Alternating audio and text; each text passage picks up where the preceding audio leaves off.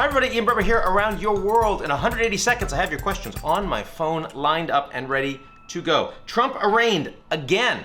What's next?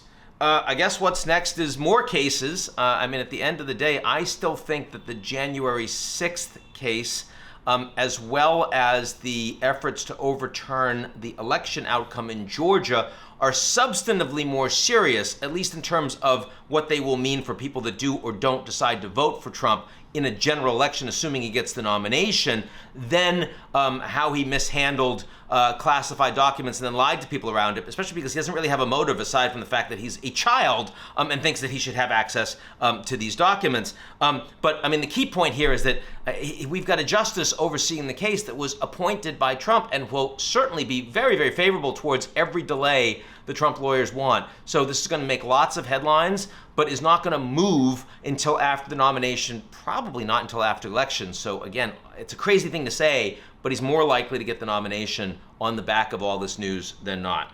Why is Russia planting tactical nukes in Belarus? Well, it is one thing that they can do that implies symbolic pressure on the Ukrainians and on NATO and doesn't take significant direct escalatory steps that would threaten Russia. In other words, Putin understands that by making that move, he's dangerous, but he's not forcing NATO to do anything in response.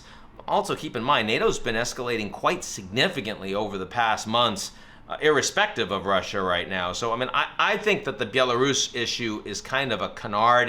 It's not one of the serious headlines here. More serious is the dam getting blown up. More serious are F-16s eventually coming to the Ukrainians. More serious is how this counteroffensive goes and how much land the Ukrainians can take back. We'll watch that closely. Is Serbia taking over sports? I don't know.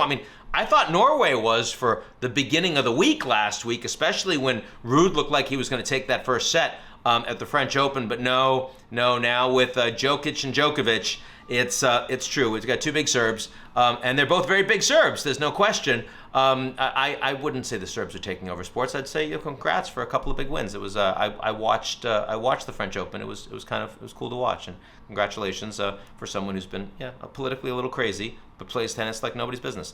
I'm willing to differentiate those two things. That's it for me. Talk to y'all real soon.